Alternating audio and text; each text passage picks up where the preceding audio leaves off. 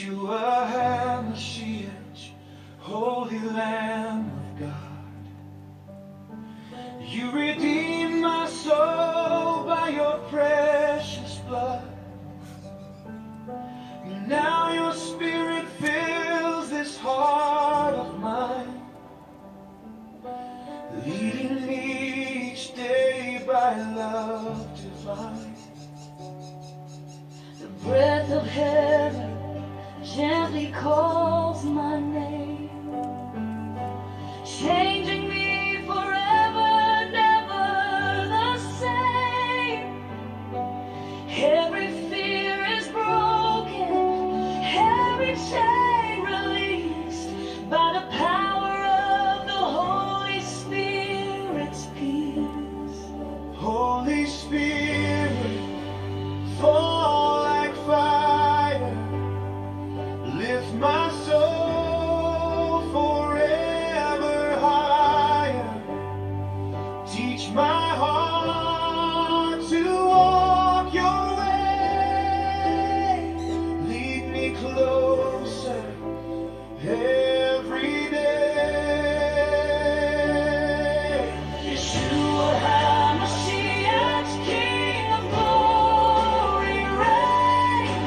Holy Spirit, pour like healing rain.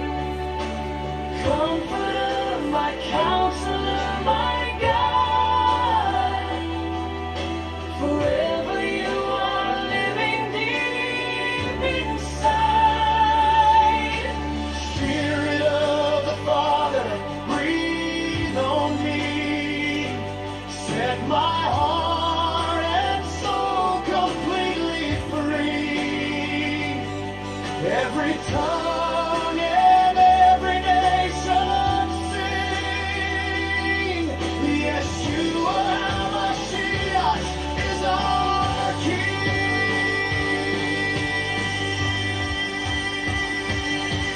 When I stumble, you restore my soul. With endless mercy, you make me whole. Your gentle whisper lights my darkest night, leading me in everlasting light. The fruits of heaven grow within my heart. Love and joy that never shall depart. Faith and peace surround me every day as the Holy Spirit leads the way.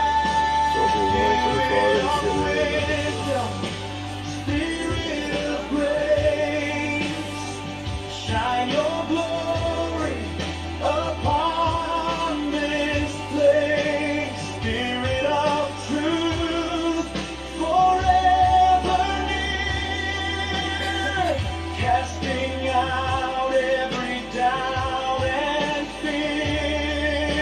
Spirit of power, Spirit of love, sent from the Father above. Fill every nation, every land, revive the world with your mighty hand.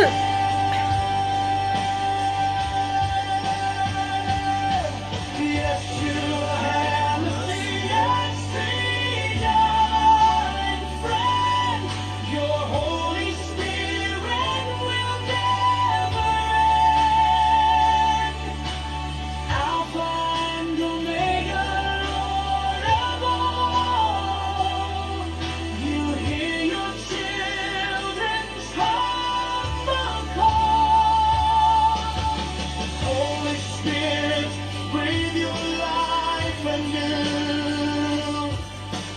Make us faithful, pure and true, until the day we see your face. We'll worship you in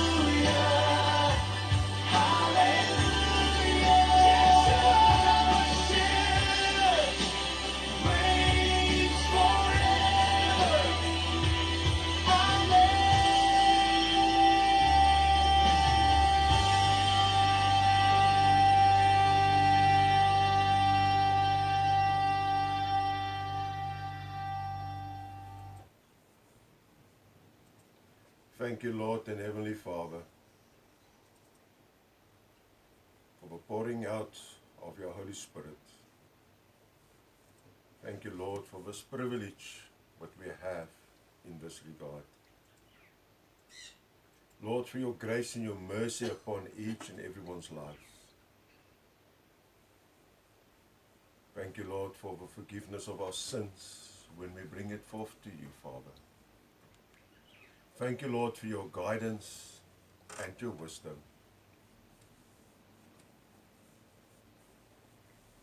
Lord, I thank you for each and every person present here this morning, who you guided here safely.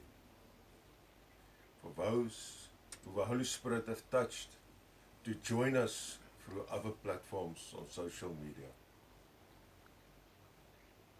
I thank you, Lord, that you never forgive us or forget us, Lord. Because your forgiveness is great and is merciful. You have taken us from that broken road, Lord, onto the road of healing.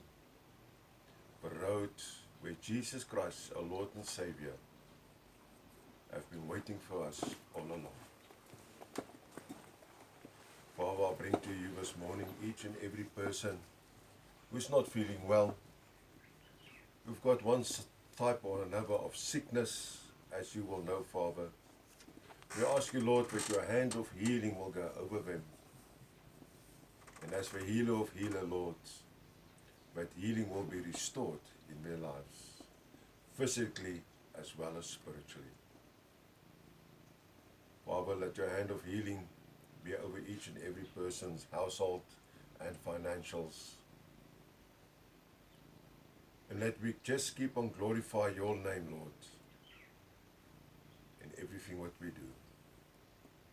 Let everything this morning what we speak here be as per the oracles of your word, Lord, nothing less, nothing more. As per the ability that you have given through your Son, Jesus Christ, to your glory and your honor. We thank you for that, Father. Amen. Once again,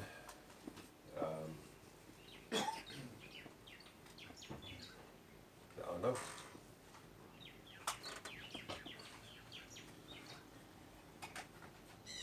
I hope I didn't break it.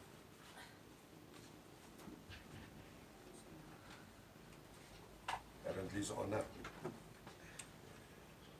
Today is number 13, lucky 13, because there's nothing like an unlucky 13. The seducing spirit, that one that likes to seduce. Now just to recap, and probably for those who are tuned in for the first time today on the Facebook Live or on the YouTube, we started off with a spirit of divinity, and then we followed up with a spirit of a familiar spirit, the spirit of jealousy, the lying spirit, the perverse spirit, the spirit of haughtiness, the spirit of heaviness, the one of whoredom, one of infirmity, the deaf and dumb spirit, the one of bondage. And last week we spoke about the spirit of fear. So today it's a seducing spirit. Now, beloveds, I know, and I've heard that there was, well, I actually got a message of two people said, but we don't want to hear this. And it seems to me there's a trend lately. That every week, one or two people send me a message say, we don't want to hear this. Well, sorry for you, but you're going to hear it. Because it's in Scripture. It's in the Word of the Lord. And God said we need to know about it, so we need to hear about it. If you don't want to hear it, close your ears. If you don't want to hear it, why not? What is bothering you? Are you guilty of something of it? That's another question we can ask back. But as it is, we're not going to stop. Now, if we look at the seducing spirit, what is the seducing spirit? Now, this refers to a deceptive spiritual entity that lead people away from the truth. Yeah, you heard me correctly. This is a spirit. This is not the one that seduces you to do adultery or something like that. This is the one that takes you away, it leads you away from the truth. Now that will include other things like adultery and those kind of things. But we'll get to that a bit later. When we look there at 1 Timothy chapter 4, we'll find that this spirit actually promotes doctrines of demons. It twists scriptures. It changes it. It changes it the way they want to perceive it, the way they want to put it over. And it offers the sweet, sweet, sweet simile teachings. It only, most of it, everything is just about goodness. There is no badness.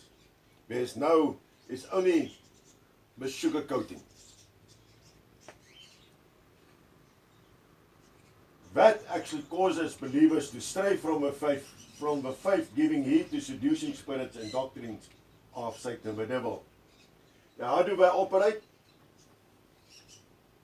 They're not going to come to you and tell you, listen, hey, I'm here, I'm a seducing spirit. No, not at all. They are actually very sly. They will not introduce themselves as something of evil. And that is why it's so important for us to have the discernment of the spirits. Beloved, they work for a craftiness and subtlety to influence the human mindset. To influence it. And that's why 1 Timothy 4 verse 1 is so important for us to remember. It says, now the Spirit speaking expressly, but in the later time some shall depart. Depart, they will depart. That is for sure.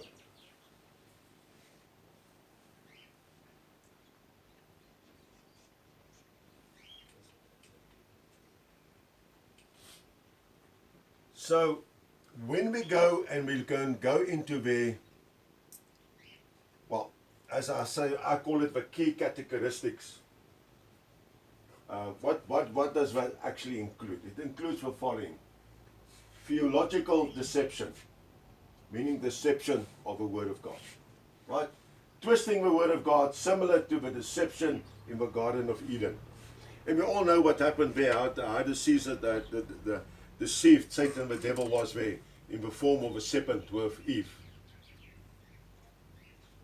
He twisted God's words in such a manner that she believed him. And we find it happening in today's life still, continuously. Where people will twist the Word of God. If you can remember, when we done that morning, that teaching about the different translations, when I had it all packed out here, and scripture and the certain biblical translations where certain scripture was even left out. And I mean, as I said that day, it's each and every person's own prerogative to decide, do they want to read those? Do they want to buy them? Do they want to follow them?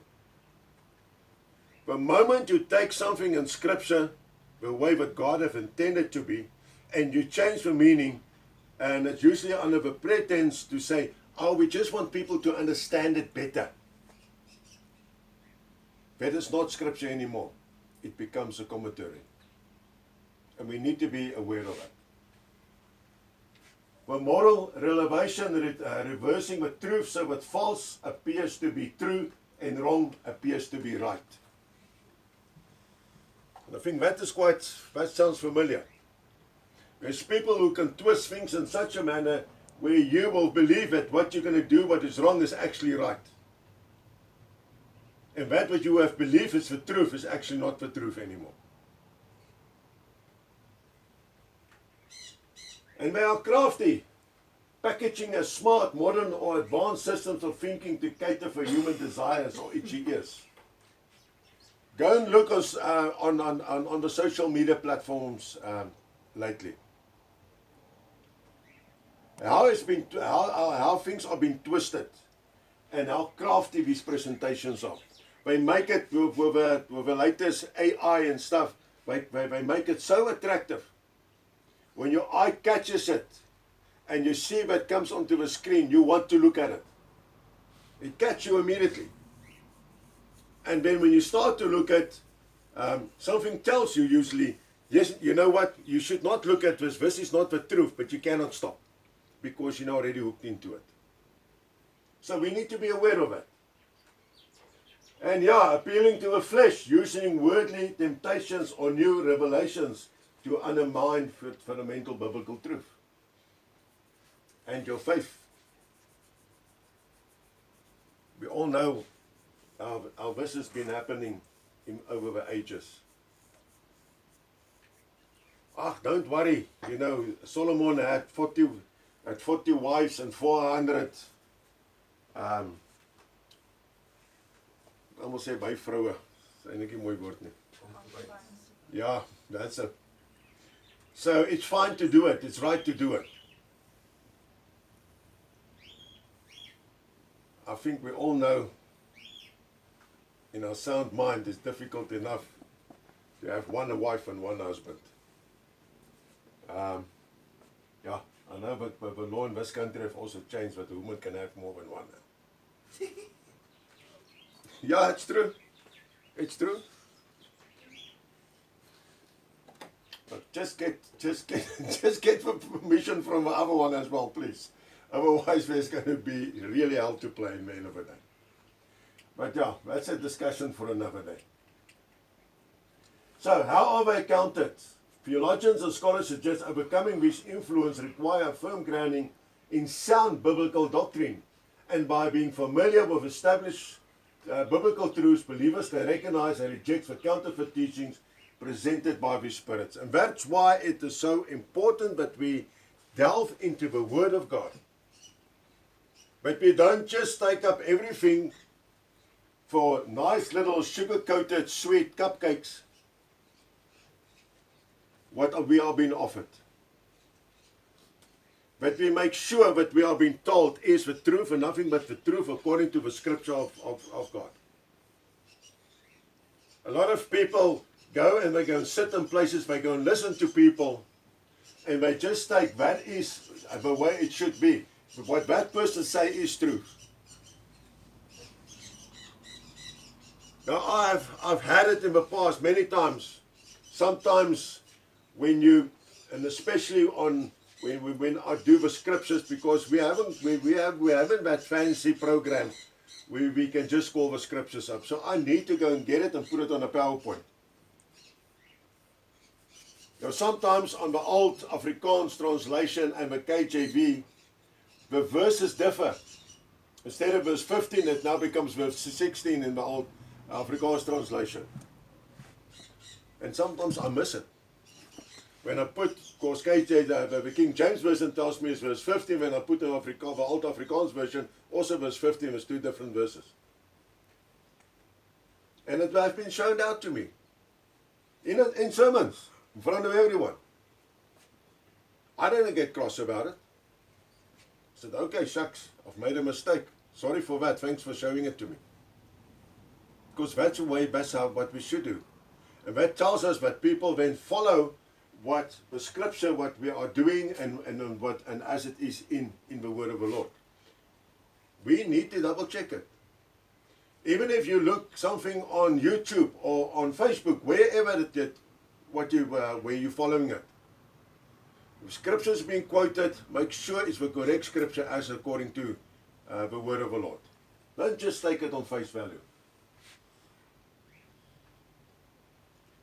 So, we need to address the root causes. Jog, my tongue is, ek moet op jou vanoggend vreeslik. Let's start off and we look at what some of these root causes is. One is hypocritical lies. Hypocritical lies. What is a hypocritical lie? They are deceptive statements told by someone who acts contrary to their own standard moral beliefs, rules, or standards. These concepts combines hypocrisy, preaching one set of values while preaching another set to other people, and lying. And lying. It's also those they preach these morals, but they live differently as what they say, as what they preach. That's why long time ago somebody said to me, you know what, Pastor, if you really want to know people, if you really want to know people, rock up at their house unannounced. Unannounced. Don't phone and make an appointment. Because then you will see who the people really is, how they really are. And that's the truth. That is the truth. Because the moment you phone somebody and say, listen, I'm coming over, then we jump around, scurry around to get everything sorted. Each little cushion must be in its place, etc. and so forth. We quickly get nicely dressed, put on a nice mask, because we want to show that we are actually good. People sometimes walk in here, when they walk in here in the week, they will find me in shorts and my slippers. Because that's how I sit and work. I'm not going to jump up and I'm suddenly going to go and get dressed in that. And some of you guys who've been here with that, you will know. Can't call Pastor you home, I quickly want to pop around. I said, yes, come, with the biggest pleasure. I don't go and get changed. No, for what? I've got nothing to hide. And that is what we're talking about here. Hy skyn heilige leuns. Right, set conscience, geskroeide gewete. A shared conscience refers to what? It refers to a state of moral numbness or spiritual insensitivity, where a person's inner sense of right and wrong has been damaged. Just as a scared animal hide becomes numb to pain.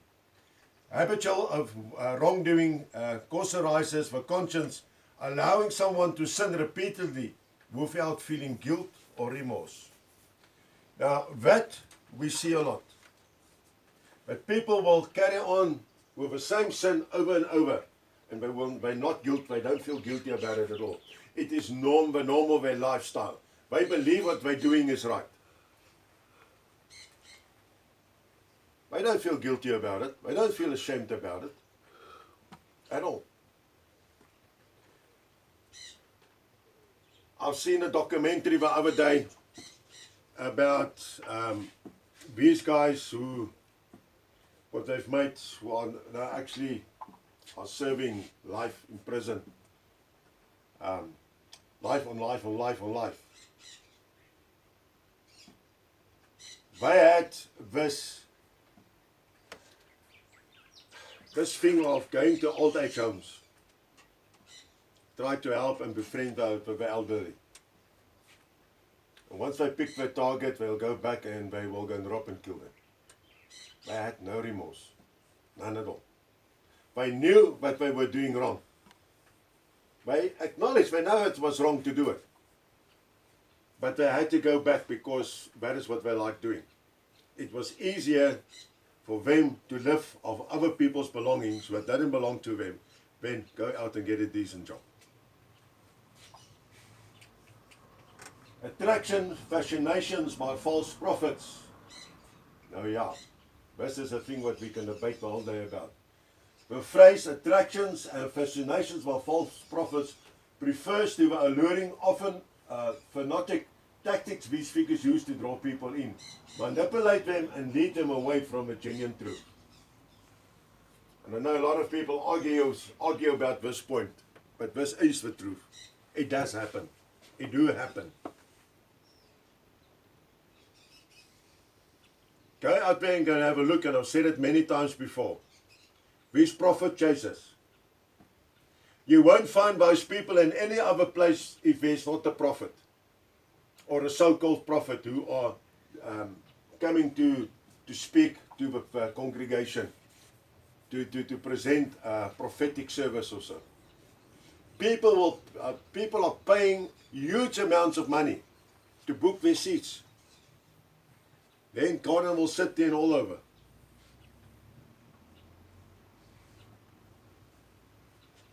The only prophet that I really know, his name is Jesus Christ. Because what is in the Word of God, that is what has been prophesied for all of us. And most of it has already come true. So we need to be very, very, very careful of this. There are real, genuine prophets out there as well. Don't take it wrongly. I don't say all prophets who claim they are prophets are false prophets. There are good, real, anointed prophets called by God. But once again, that's where the discernment of the spirits comes into our lives. But we need to be able to discern that this person is actually an anointed prophet. I've mentioned it times and times before. Remember, Satan the devil also used his prophets under the guidance of biblical prophets.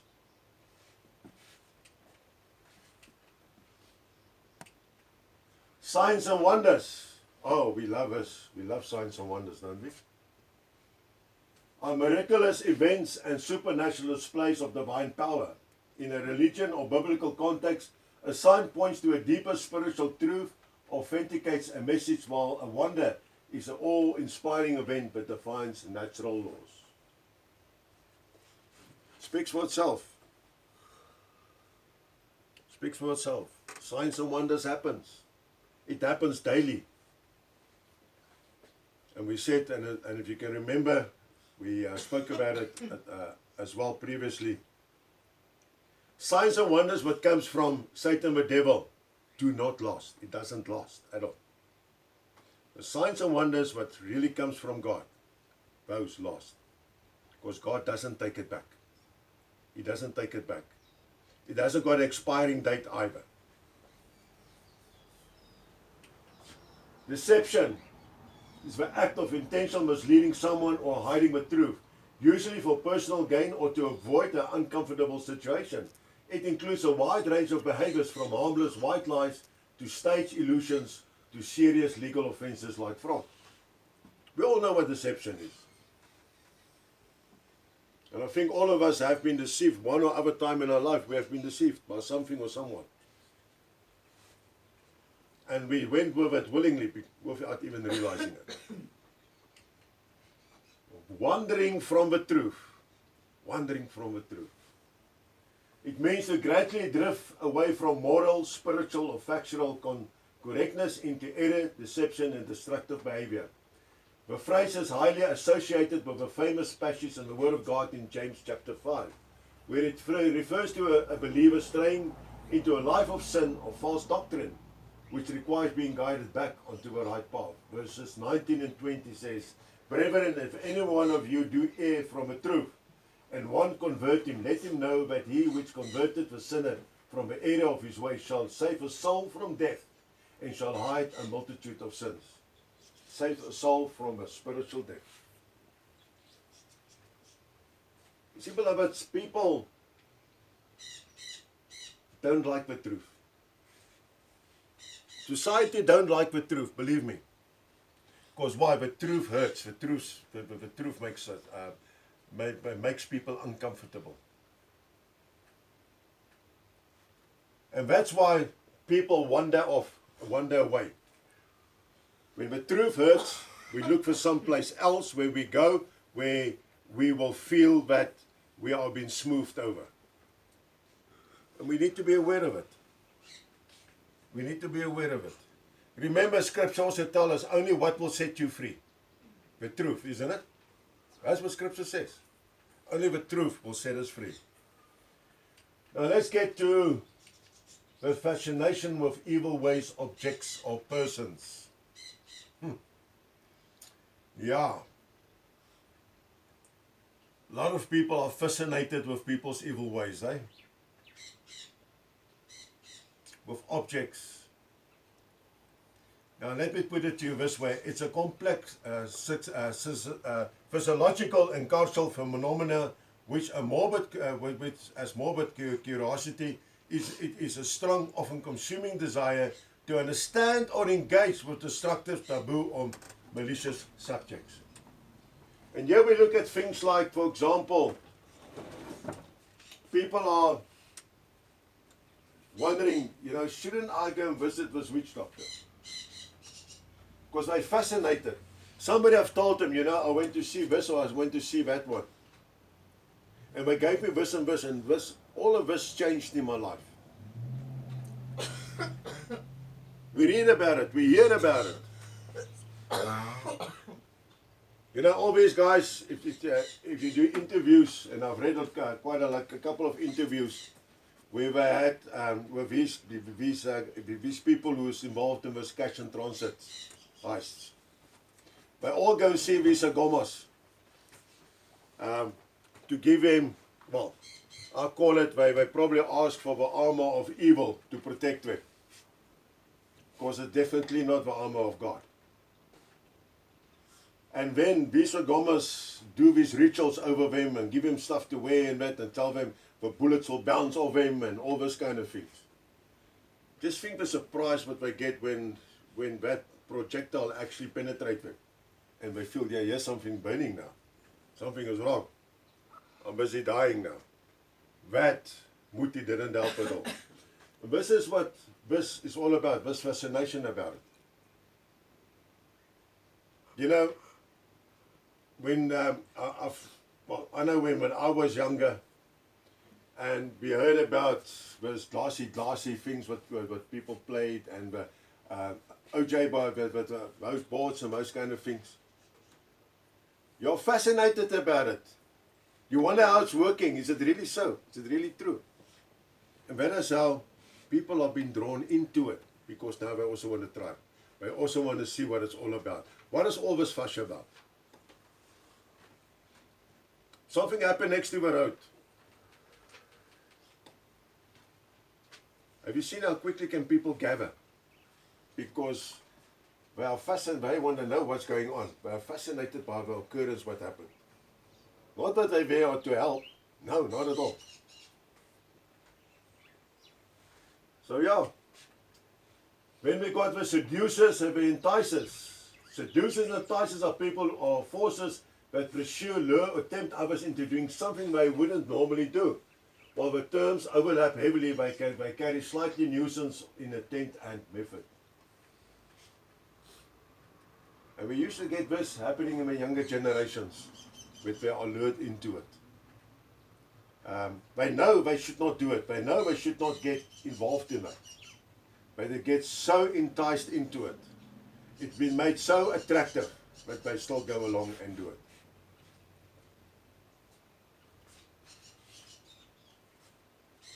And no offense here, I want to use an example. And the best example that I can use is our brother, and he will tell us this. If you're in the motor industry, selling, how do you sell a motor vehicle? You need to lure the people to the place of sale first. You need to entice them to get into that vehicle and to drive it. But you feel, but you start, but you feel, oh, wow, this is what I want. This is what I want. Any product which you see on the supermarkets, on the shelves, it is done in such a way to lure you there. That advertising entices you, you want to try it, I want it. Because otherwise people is not going to buy your product. The person who entice better than what you entice and lure better than what you lure is going to catch it. How do you catch a fish? With an empty hook? No. You need to put something on there what's going to lure that fish there. But entice that fish to take your bait when the one's next to it. How many times in my younger days I would have went fishing with my friends when we use exactly the same bait. But I don't know why they got more bites than what I've got. Probably my way of enticement wasn't good enough. We should use luring and enticement to lure the people and entice them, those who are not with our Lord Jesus Christ, to come to Him. That is what we should do. Right, let's look at some of the scripture that refers to all of us. And we start with 1 Timothy 4:1. Now the Spirit speaking expressively that the later times we shall depart from the faith, giving heed to seducing spirits and doctrines of evil. Proverbs 12:22, lying lips are abnormal to the Lord, but they that deal truthfully are His delight. If you speak truthfully, the word of the Lord is a delight for God. James 1:14, but every man is tempted when he is drawn away of his own lust and enticed. Mark 13:22, Jesus said, for false Christs and false prophets shall rise. Remember, scripture says shall, not maybe, it will happen. And shall show signs and wonders to seduce, if it were possible, even the elect. Even those who are standing strong in their faith also get at times seduced with us, also fall into this trap. Romans 7:11, for sin taken occasionally by the commandment deceived me, and by it slew me.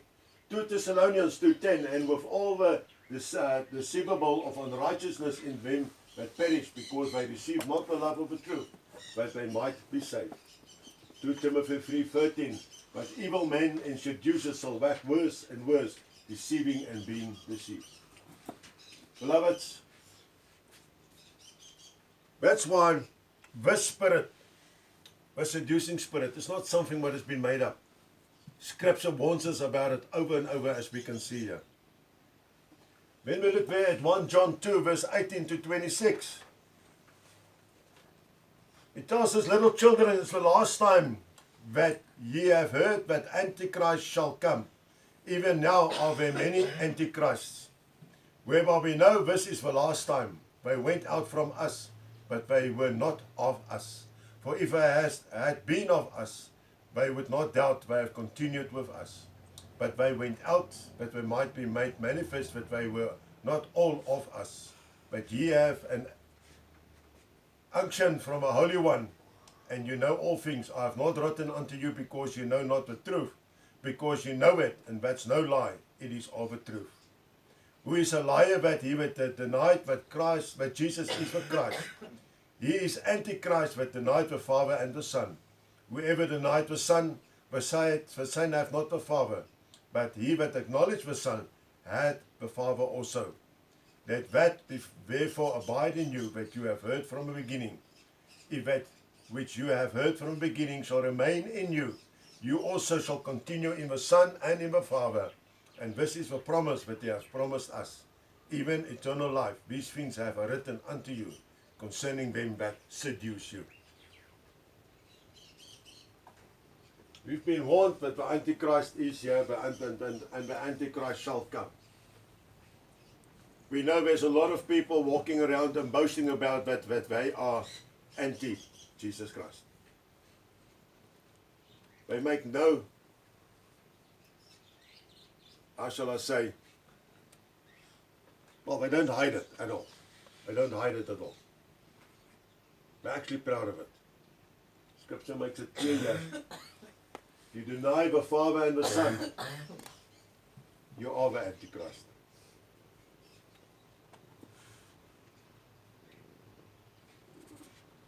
And we all know that if you deny Jesus, you deny God. You deny the Father. You deny the Holy Spirit.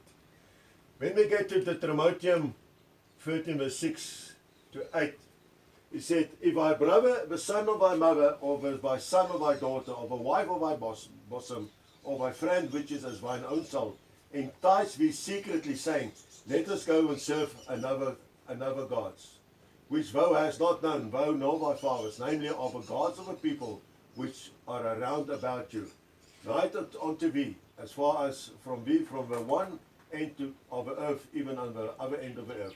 They shall not consist unto him, not hearken unto him, neither shall I pity him, neither shall I spare, neither shall I conceal him. Simply put, don't let somebody entice you, not even your brother or your sister, your mother or your father, to start serving other gods except the living God. Scripture makes it, we get the warning here. And in the Old Testament times, when people were found doing that, they were usually put to death, right? When we get to 2 Timothy 3:13, but evil men and seducers shall wax worse and worse, deceiving and being deceived. If we look around us today in the world and we see how people are being deceived worse and worse and worse and worse on a daily basis. Beloveds, we need to be aware. But Satan, the devil, will not stop to send people across our path to deceive us, to take us away from the Lord, to put us on another road, to put us back on that broken road where He wants us. He doesn't want us on that road with Jesus Christ, our Lord and Savior. And the best way what He usually does is He tells us that road is too narrow for you to be on. This road is the road where you need to be on. This is the nice one. It's a broad road. Yes, it's a bit broken, but it's a nice road for you to be on. He wants to deceive us at all times. Proverbs 1:10, my son, if sinners entice thee, consent thou not.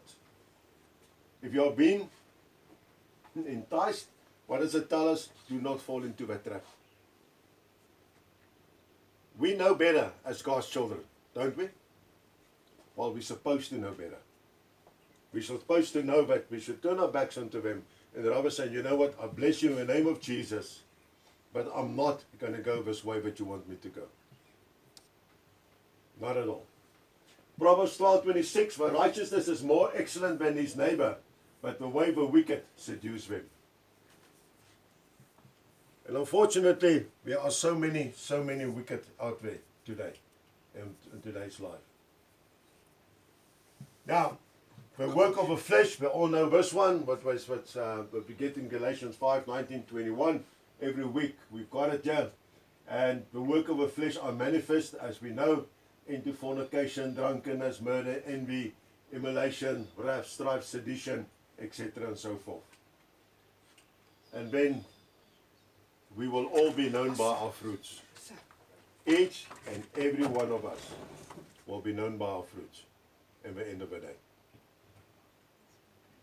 If I stand here on a morning like this morning and I proclaim the word of God, and I'm stressing that, you know, we should stand on the truth, etc., etc., etc. And tomorrow you come across me and I'm half sloshed. What type of fruit am I actually bearing now? Are you ever going to believe another word I'm going to tell you? No, I don't think so. I won't even believe myself. So by our fruits we will at all times be known. Right. So yeah, when we look at the verses of Matthew 6:10, 11, 12, 12, 29, 16, 18, 18, 18, and 28, 18. You know, I just want to bring out Matthew 18, 18 again. Verily I say unto you, whoever shall bind on earth shall bound in heaven, and whoever shall loose on earth shall loosen in heaven. And in 28, 18, Jesus says, all power is given unto me in heaven as on earth. And Jesus came and He gave us power as well. He gave us authority as well to stand up against this spirit who seduce. The spirit that doesn't just seduce, according to me. According to me, it's out there to destroy. To destroy. So, we need to bind the spirit. How do we do it? It involves breaking the influence of a deception, the influence of a lust, the influence of a distraction. And this we do by using focused prayer, reciting scripture, and guarding our thoughts. Beloved, you know what? It's so easy for us to let our thoughts go. So easy. You know, that is something that I found that we are very lack of guarding our thoughts. We give it too much to go by itself. And Satan the devil likes to, on his surfboard, to be on that wave. Believe me. Right. What's the core steps to address this? Affirm your authority. In Matthew 16, verse 19, we have been given the authority. It says, I will give unto thee the keys of kingdom of heaven, and whosoever shall bind on earth shall be bound in heaven, and whosoever shall loose on earth shall be loosened in heaven. We need to declare that these spirits have no legal rights in our minds or our emotions. We need to bind them here. As we bind them here on earth, they are bounded in heaven. Once again, I mentioned it last week again and the week before, we need to take the authority which Jesus has given us. And we need to execute it. Right. Then we need to put on the spiritual armor. Where do we get the spiritual armor? Ephesians 6. Ephesians 6. I know it's a while, well, last year or so, we done the whole session on the armor of God. I actually gave a prayer out and said, yes, an example prayer, which you can use morning and evenings during the day, if you feel that you've lost some of your armor, to claim it back and to put it back on. Put on the whole armor of God, that you may be able to stand against the wiles of the devil. For we wrestle not against flesh and blood, but against principalities, against powers, against the rulers of darkness of this world, against spiritual wickedness in high places.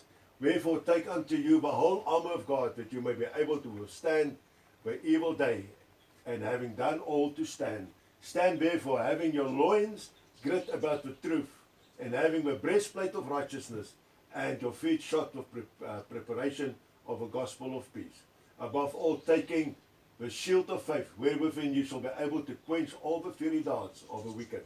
And take the helmet of salvation and the sword of the Spirit, which is the word of God, praying always with all prayer and supplication in the Spirit, and watching thereunto with all perseverance and supplications for all saints. I can't stress how important it is for us to put on the armor of God at all times. It's on YouTube. It's there. If you've missed it, go and look at it. Please, enrich yourself with the knowledge on that.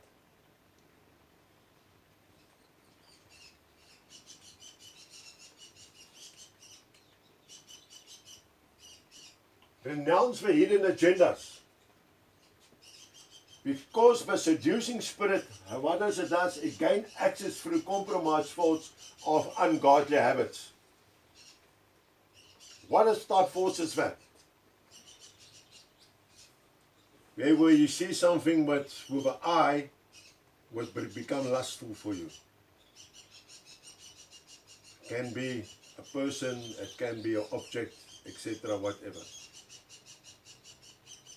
Drive in the suburb and you see this beautiful mansion there. Ooh, I would love to stay there. I would love to have it.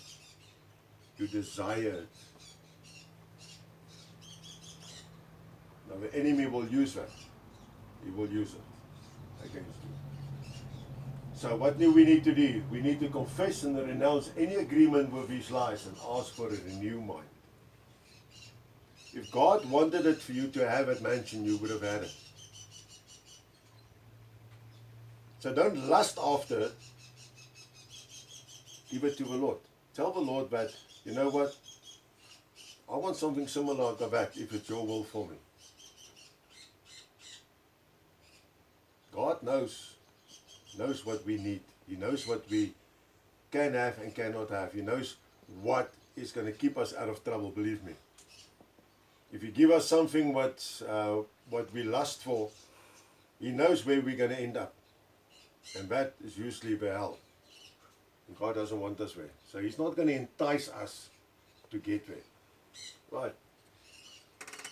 Immerse yourself in Scripture, the most common defense against seducing spirits, knowing when speaking the truth of the Word of God to counter twisted words and false doctrines. And that is important, but we know that, we need to know the contents. Because if somebody comes and tells you, well, you know what, The Bible says that. And you know it's not correct. That you can stand up for the Lord and say, but what you're telling us now is not the truth. We shouldn't be afraid of it. But if we do not know the Word of God, then we doubt ourselves. We doubt ourselves, and when we do not open up our mouths and we do not stand up for the Lord. That is where our problem comes in as well. We need to loosen ourselves, beloveds, to overcome or lose or break free from this seducing spirit. You must see spiritual disciplines to counteract deception.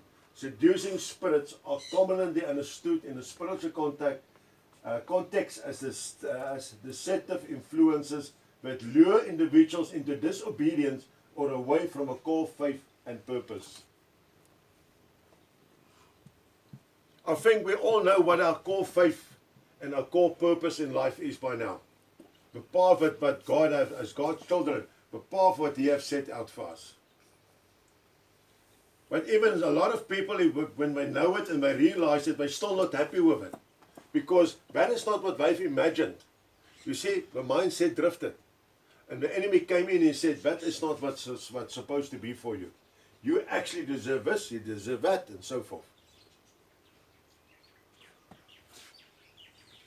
We move away from our core faith and our core purpose, what God has for us.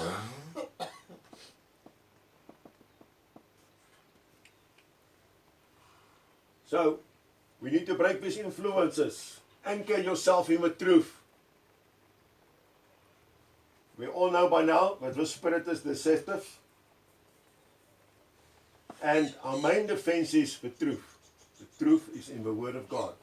So, read the scriptures. Renew your mind. Measure every thought or communication against what you know to be absolutely the truth.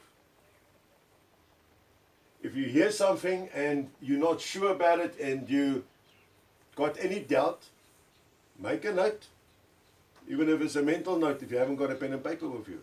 And go when you got the Word of the Lord with you, go through it. Go through it and go double check it. I know the majority of you sitting here are doing every night Bible study. Doing Bible classes during the week, but you participate in with other believers. Use it there, bring it up, discuss it. More than welcome, come and talk to me. I'll try my utmost best to answer it. I don't know everything, I'm still learning every day in my life.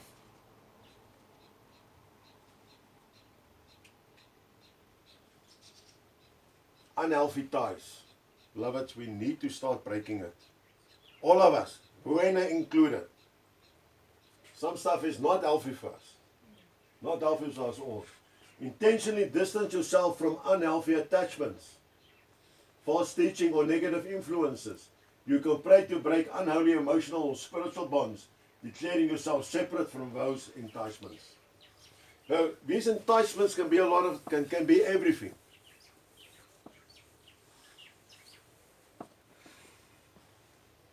You know that something is not good for you. You are aware of it. You've been warned about it over and over. But when you see it, when you get enticed by that, then you want it. Let's say that you have been taught, you know what? You need to stay away from drywars. It's not good for your health. But when you see it, when you walk in there in the butcher and you see it and you smell it, you need to buy it. You need to have it. You know you're going to suffer, but you need to do it. And when we start to suffer and we become ill of it, we blame it on the Lord. That's usually what happens.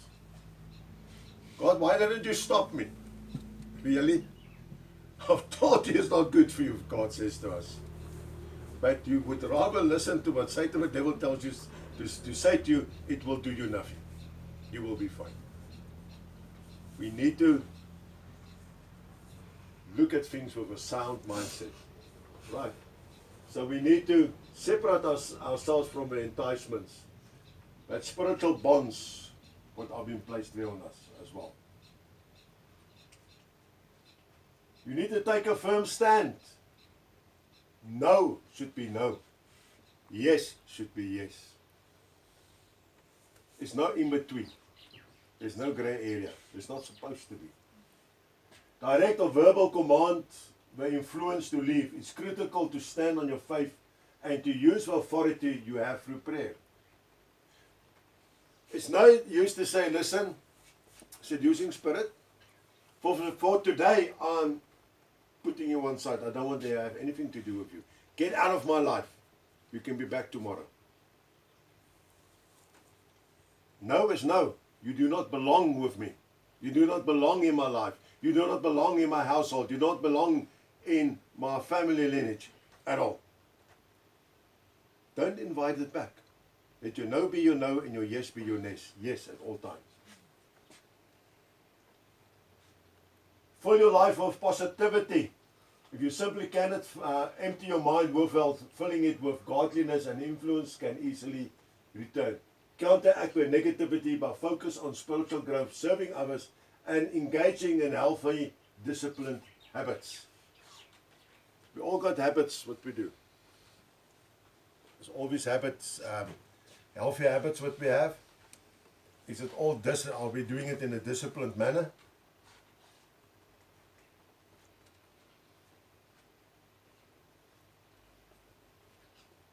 That is something we only can answer to ourselves. If we are really doing it. Resurrection, life, and gifts of healing by seducing spirit. Now, spiritual warfare, these deceiving or seducing spirits are viewed as demonic forces to promote false doctrines, hypocrisy, and spiritual blindness. To counter this, we as God's children, as believers, are encouraged to bind this negative influence and lose the Holy Spirit. You see, sometimes we bind the Holy Spirit as well. We don't want to allow the Holy Spirit to work in our lives. We actually keep it back. Because we usually tend more to go over back to the world. Because the things of the world becomes more important to us. We need to give the Holy Spirit free reign in our lives. Instead of any one of these spirits, any one of it.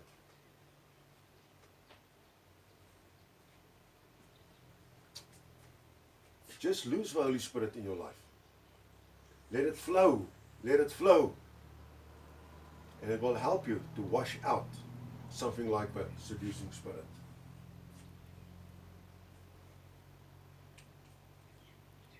Right, let's look just quick at a couple of other points. The nature of a seducing spirit, the concept often associated with end times.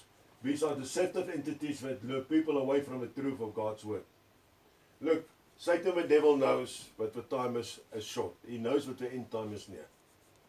He's no fool either. So he will up himself. He will up the work of his spirits to lure us away from the word of God.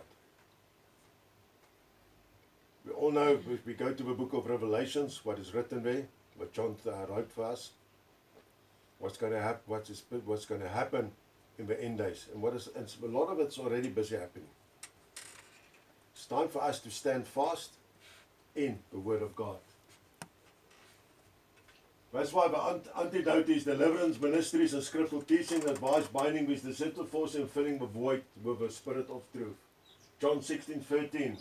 Howbeit when he, the Spirit of truth, is come, he will guide you into all truth, for he shall not speak of himself, but whoever shall hear, that shall he speak. He will show you things to come. Amen. When the resurrection of life, based on Romans 8, the resurrection life is the power of the Holy Spirit. The same power that raised Jesus from the dead, living within the believer to quicken life to our mortal bodies. My question is, do we really still have the Holy Spirit within us? Or have we distanced ourselves so from it that the Holy Spirit is there, but it's not there actually. Romans 8:11 tells us, but if the Spirit of Him that raised up Jesus from the dead dwell in you, He that raised up Christ from the dead shall also quicken your mortal bodies by His Spirit that dwell in you. It brings spiritual vitality, emotional restoration, and physical healing to counter the oppression of sickness. All types of sickness. The gifts of healing are supernatural manifestation of the Holy Spirit giving to heal physical, emotional, and spiritual infirmities. These gifts often exercised through the laying on of hands, anointing with oil, or the prayer of faith, are meant to destroy the works of sin and the devil in the human body. And if somebody comes to you, and we've done this part already, and with one of the other spirits, if the healing is there, but tomorrow that healing is gone, then you must know that you actually encountered a false spirit, a false prophet, a false healer, and you've opened up yourself to that spirit of Satan, the devil, and then you need to get rid of it. 1 Corinthians 12:9, to other faith by the same Spirit, to other the gift of healing by the same Spirit. The Holy Spirit is the only Spirit that gives us the anointment what we require according to the will of our Lord and Heavenly Father. So beloved, that brings us to a conclusion of a seducing spirit. And I think hopefully we got a bit of a better understanding of it.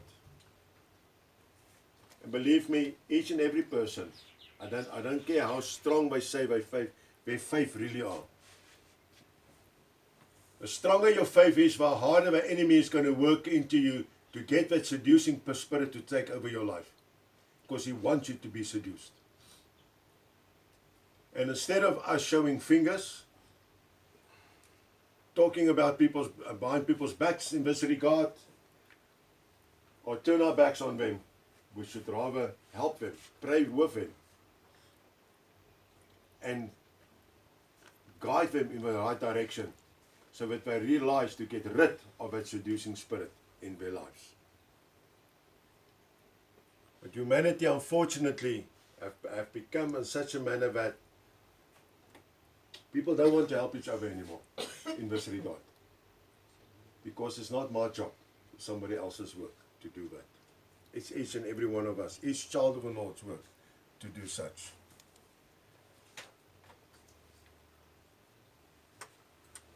Like it, it's also each and every one of us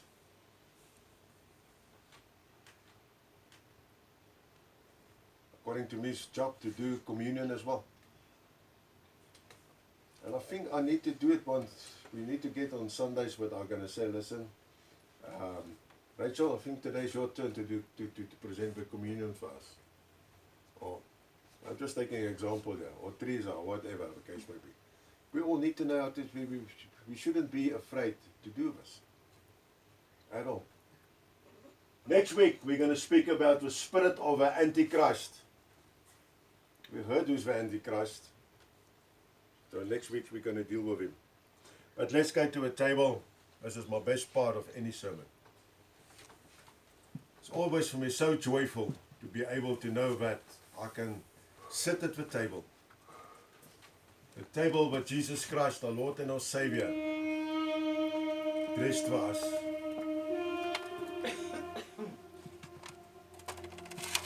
Beloveds, as Jesus and the disciples sat around the table,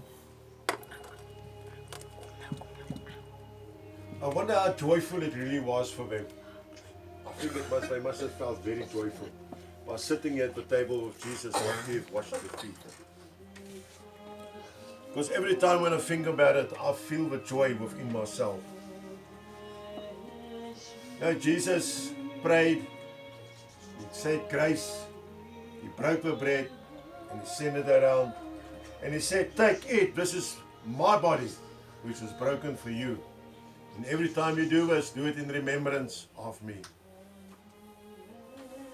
And it was the same afterwards. He took up a cup of covenant, sipping it and passing it along. He said, this cup is the new covenant in my blood. As often as you drink it, do this in remembrance of me. Now I can imagine myself, the disciples sitting there and hear these words of Jesus. Must have thought, hey, did Jesus start going crazy now? He's been still here with us. We today know better. We know what followed upon that and the reason why Jesus have instituted the table of communion. But we must remember this comes with a warning to us. As Apostle Paul puts it for us in 1 Corinthians 11, 26 to 29. He says to us, doesn't matter how often we eat of a bread and drink out of a cup. He said, when we do it, we should do it in a worldly manner. Because if we do it in an unworldly manner, we shall be guilty of the body and the blood of the Lord. And therefore we should examine ourselves. So that we do not eat and drink domination over ourselves by doing it in an unworldly manner, by not discerning the Lord's body. And therefore always, as I say, it's now the time, if there's anything that you feel that holds you back from participating at the table of communion, to become still before our Lord and Heavenly Father and place it at the feet of God. Apostle Paul also makes it clear to us, when we confess our sins, we receive forgiveness. And God never holds it back against us again. Therefore, beloveds, the bread that we break this morning symbolize the community with the body of Jesus Christ.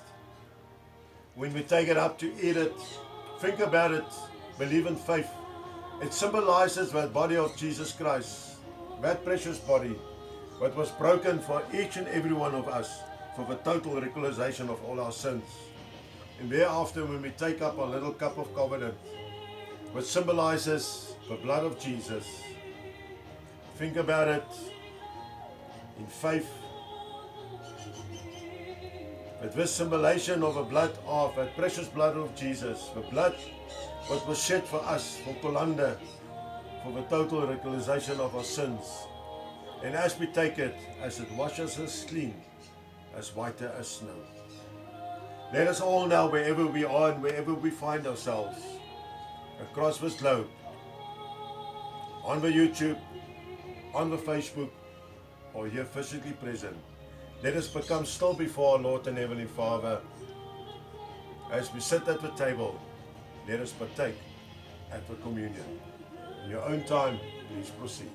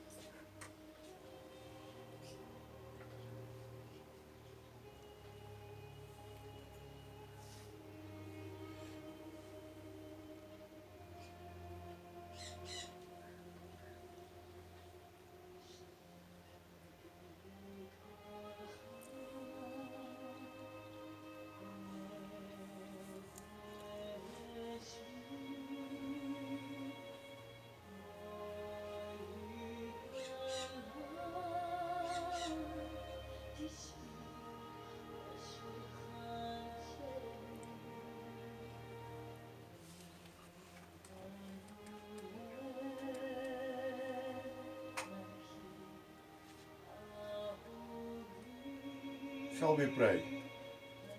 Let us pray together. Let us thank the Lord for this glorious day, this glorious morning, this glorious gathering, what we could have been in His presence and shall be for always. Lord, we thank You that we could gather before Your throne today, once again. That You allowed us once again, Lord, to partake in this precious sacrament of bread and civilization of wine, where we can always celebrate in remembrance the death and resurrection of our Lord and Savior, Jesus Christ. Lord, let we never ever forget that price that was paid for us. Lord, we come before You and we ask, Father, as we have bound it this morning with spirit of seduction,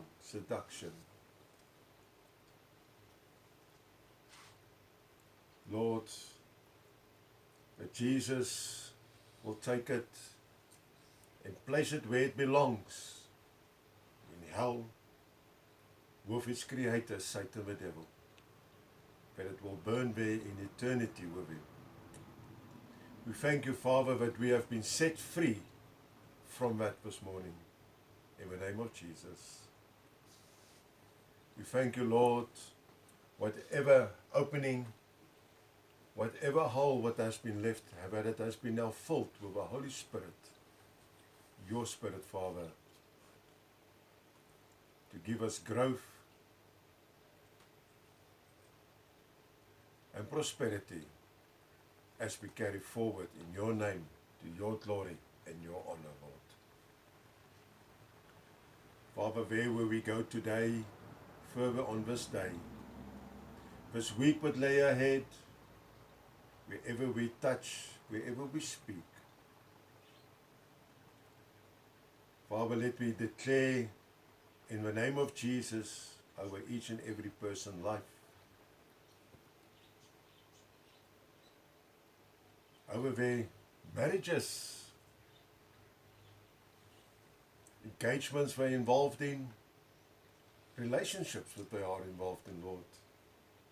But it will be that prosperity will be back there. That life of happiness will be reinstalled. Life in each and every person's financial circumstances and situations. Each and every person's health, Lord. That where the enemy have still installed pain, sickness, we declare this morning, Lord, that according to Your will, they will be freed from it through Jesus Christ, our Lord and Savior. Life over each and every person's business enterprises, their places of work employment. But Father, the most important for me, that life will be placed back in each and every person's personal spiritual well-being.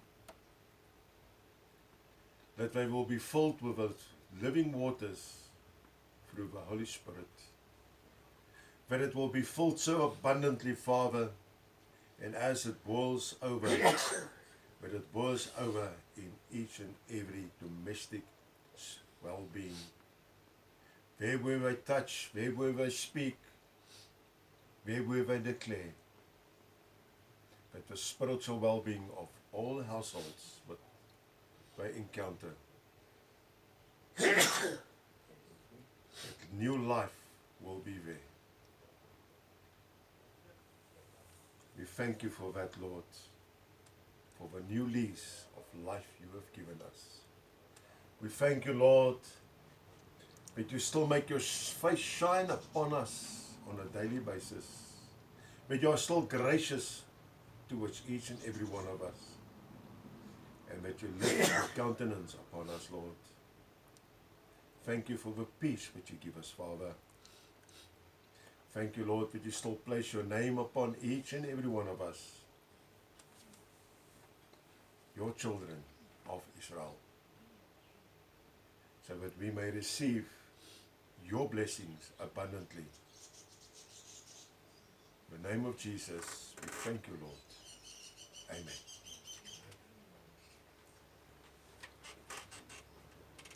Let's play out with this song this morning. I think this is an appropriate one. Let's break every chain that there might be still, even the slightest tiny one. The thinnest one that there may still be. Let's break all chains in our life this morning as we proceed for this week waiting for us.